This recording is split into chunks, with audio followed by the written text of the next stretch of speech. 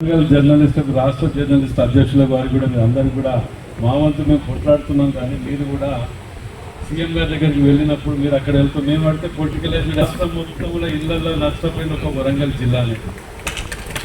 అన్ని జిల్లాలకు ఇళ్ళు ఉన్నాయి, వాళ్ళకు ఇవాళ 1 కోటి 2 కోట్ల ఆస్తి అయ్యే వరకు భార్య పిల్లలకు కూడా ధైర్యం ఉన్నది. కానీ మా దగ్గర మా వాళ్ళ వల్లనే నష్టపోయినాం అనేది అది ఎటువంటి అనుమానం లేదు కూడా.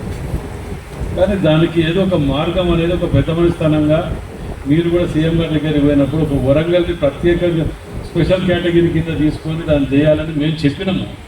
మీరందరూ కూడా ఒకసారి మీరు దానికి దృష్టికి తీసుకపోతే రాజేందర్ రెడ్డి చెప్పింది కూడా కరెక్టే కాదన్న ఒక ఆలోచనకు వచ్చి కొద్దిగా తొందర అయ్యే ఆలోచన ఉంటుంది. ఎందుకంటే కొన్ని దిక్కుల ఉన్నవాళ్ళు ఉన్నారు, కానీ వారికి కడుపు నొప్పి లేకపోవచ్చు, కానీ లేని వాళ్ళు కూడా చాలా 90% లేని వాళ్ళు ఉన్నారు. వారి గురించి మేము 4-5 సార్లు వెళ్ళటం, సీఎం గారికి చెప్పటం, ఇన్ఛార్జ్ మినిస్టర్ రెవెన్యూ మినిస్టర్ చెప్పటం, ల్యాండ్ ఇక్కడ ఉన్నంత వర్ధనపేట ఎమ్మెల్యేని ఒప్పియటం, ఇవన్నీ జరిగినాయి. ఇవన్నీ అయిపోయి కష్టపడే లోపల కోర్టు ఆర్డర్ వచ్చింది, సుప్రీంకోర్టు అన్నారు. సరే, సుప్రీంకోర్టు ఆర్డర్ వచ్చినా కానీ దానికి కూడా పరిష్కార మార్గాలు ఉన్నాయన్న. గవర్నమెంట్ రేట్ ఎంత ఉంటుంది? 2,000, 3,000 ఉంటుంది అక్కడ మనం ఇవ్వాలనుకున్న ప్లేస్లో. కానీ 5,000, 10,000 ఉంటుంది. మార్కెట్ రేట్ పోతే 50,000, 1,00,000 ఉంటుంది అక్కడ.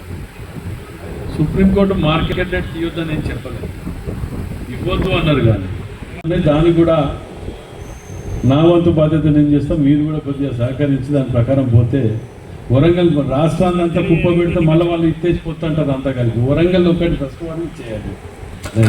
థ్యాంక్ యూ అన్న. హనుమకొండ.